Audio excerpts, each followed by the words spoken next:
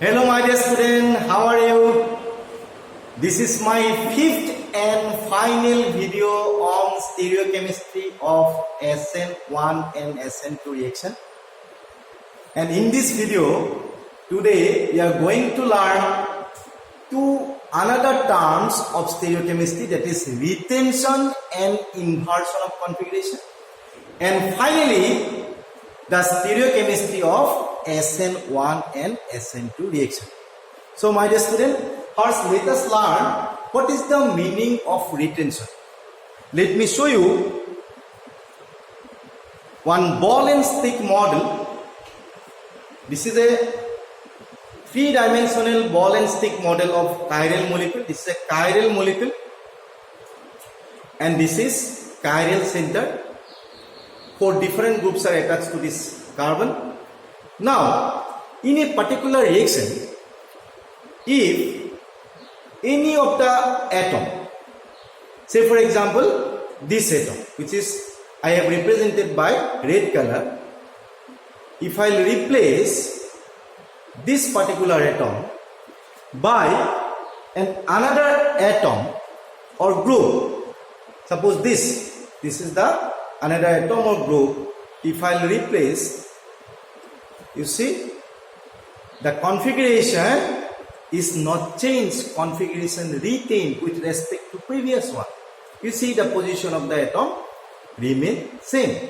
So this process is called retention of configuration. Okay.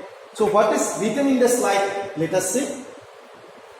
So retention refers to the process wherein the configuration of the molecule is retained. Retained means is not changed after the reaction.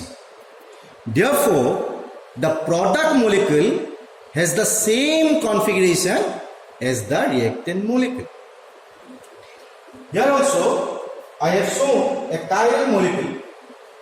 So, in a particular reaction, if this atom X will be replaced by Y, then if we get the configuration like this, here you see, here configuration is not changed with respect to this. Configuration is retained. So this process is called retention of configuration. Okay, my dear student, have you understood? Alright. Now, let us see what is the meaning of inversion of configuration. Inversion refers to the process wherein the configuration of the molecule is reversed, just opposite, during the course of a reaction. So here also, this is a chiral molecule. In a particular reaction, if the atom X will be replaced by Y and if the product molecule configuration will be like this, then this process is called inversion of configuration, because we are getting an inverted configuration with respect to this. This configuration is called inverted configuration with respect to this. This particular concept, that is inversion, we can understand with a conceptual analogy. Let me show you. So, the inversion of configuration is similar to the inversion of an umbrella. That is, an umbrella is turned just inside out when it is caught in a strong wind. So my dear student, you see, this is an umbrella. This is the direction of wind. Then what will happen? When this umbrella will caught in a strong wind, that gets inverted, you see. This is the inverted umbrella. This is inverted umbrella with respect to this. Alright? So, this analogy is we can compare with the inversion of configuration of a chiral molecule. Okay, my dear students? Yes. Now, we will compare the term inversion, retention and racemization. Racemization already we have learned in our previous video. So, there are three outcomes for a reaction at an asymmetric carbon atom. Now, if you consider a particular reactant molecule, see here, this is a chiral molecule, the reactant molecule. If in this reactant molecule in a particular reaction, your atom X will be replaced by Y. Then looking at the product A, you can understand this is retention of configuration taking place because this configuration is same with this. Configuration is not changed, it's retained. This is similar. It is why this process is retention. Okay. Now, during the reaction, if again atom X will be replaced by Y and configuration of the product B will be inverted, then this process is called inversion of configuration. Now see, this configuration is inverted with respect to this. But this configuration is not changed. This is same. Okay. Now, my dear students, if the product A and B will be mixed in equal proportion, then we will get, you see, the A plus B, product A plus B, that is a 50-50 mixture, means equal proportion. Then this mixer will have zero optical rotation. This will be completely optically inactive. Now why is it so? Because this compound A and B actually enantiomers. Alright? If compound A will rotate the plane polarized light towards right, it will rotate the plane polarized light towards left. Now, these two isomers, that is enantiomers, will be mixed in equal proportion. Then rotation caused by compound A will be cancelled by B, which leads to formation of racemic mixture, and the process is called racemization. Have you understood? Okay. So same thing I have written here. If A is the only compound obtained, the process is called retention of configuration. If B is the only compound obtained, the process is called inversion of configuration.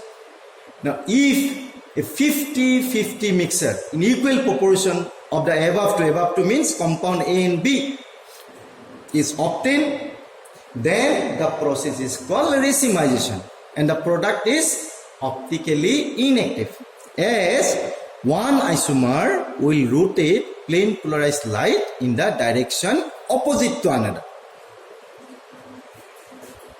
Is it clear? Okay.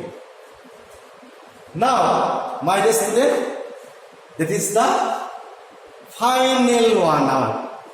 We have been learning so many stereochemical terms from video 1 to video 4.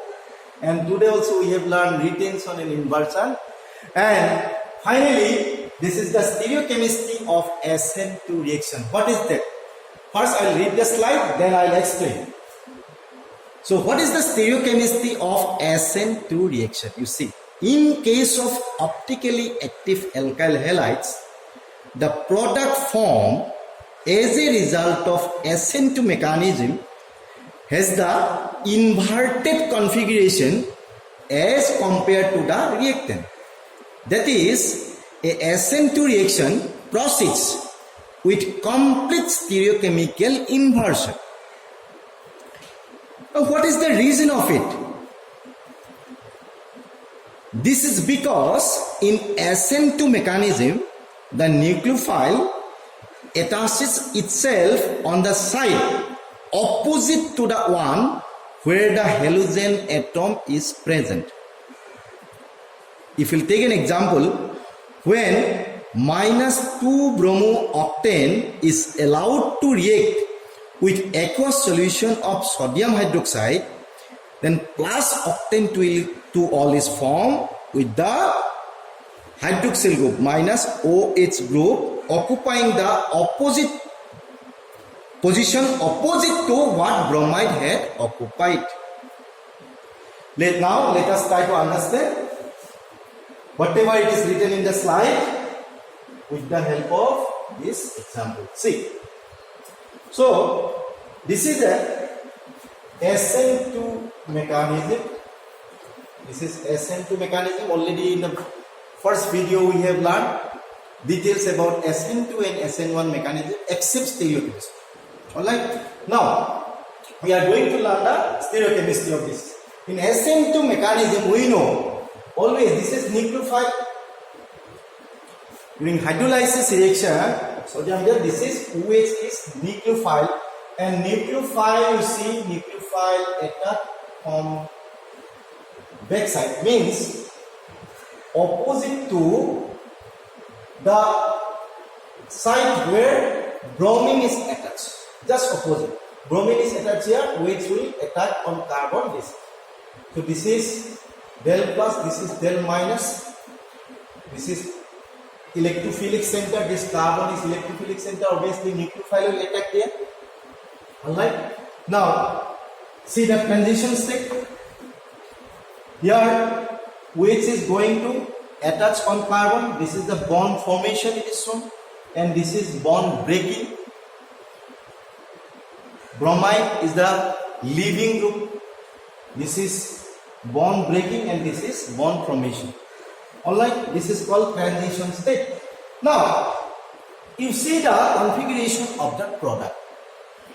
When which group is attached here and leaving groups left already, leaving group is the bromide, then see the configuration of this particular product. That is just this is the inverted configuration of this. This is thus reverse with respect to this. That is why, my dear student, SN2 reaction always, but of course, in case of optically active alkyl halides, are always accompanied by inversion of configuration. This is the reason. This is the reason why SN2 reaction in case of optically active halide always accompanied with inversion of configuration. Okay. So finally, let us try to understand the stereochemistry of SN1 reaction. First I will read the slide, then I will explain. So what is the stereochemistry of SN1 reaction? In case of optically active alkyl halides, SN1 reactions are accompanied by racemization. What is the reason of it? In case of SN1 mechanism, the carbocation form in the slow step being sp2 hybridized is planar, that is achiral. The attack of the nucleophile may be accomplished from either side, resulting in a mixture of products, one having the same configuration with the other and having the opposite configuration, one having the same configuration and the other having the opposite configuration. Now this can be explained by a particular example, that is hydrolysis of optically active 2-bromobutane, which results the formation of plus minus butane 2-ol.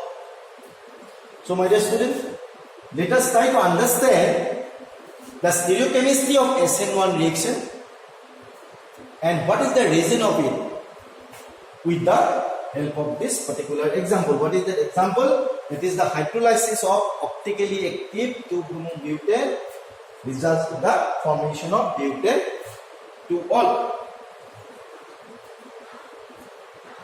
So, in our previous video of the SN1 mechanism, in that video I gave one memory aid also password, that is 123 PPR.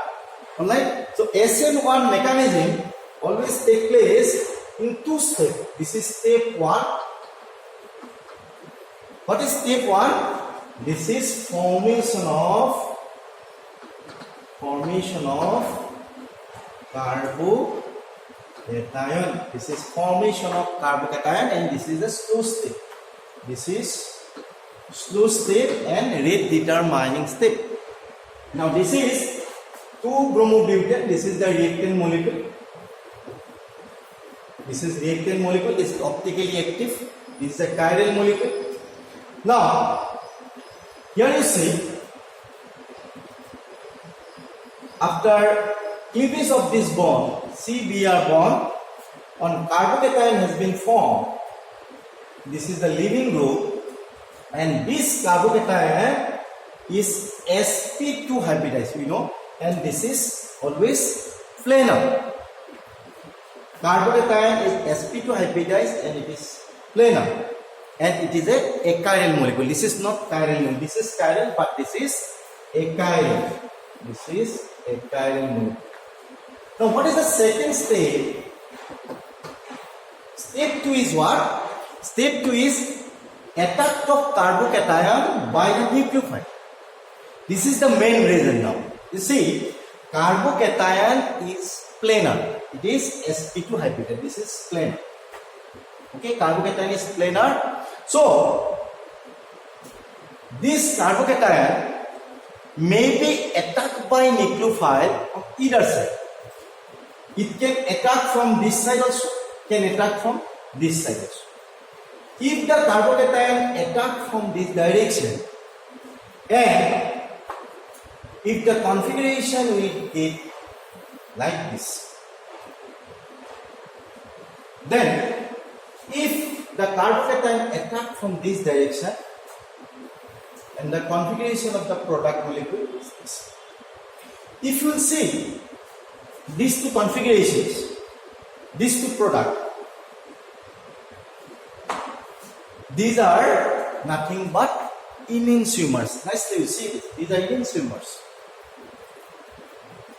If these two are enantiomers, now if these two enantiomers will be mixed in equal proportion, what will happen? Then rotation caused by this. Suppose this particular product will rotate the plane polarized like towards left, minus butane toward. Okay? If you rotate the plane polarized like towards left, this will rotate the plane polarized like towards right. That is why it is plus. So these two are enantiomers. Now these two will be mixed in equal proportion. Rotation caused by this will be cancelled by this. Rotation caused by minus butane 2-ol will be cancelled by plus, and vice versa. Alright? So which leads to the racemic mixture, and the process is called racemization. That is why, my dear student, SN1 reactions are always accompanied by racemization. Hope it is clear. So, my dear student, this is all about the stereochemistry of SN1 and SN2 reaction. We'll stop it here. In my next video, we'll discuss the effect of solvent on SN1 and SN2 reactions. With this note, we'll stop it here. Thank you. Bye bye.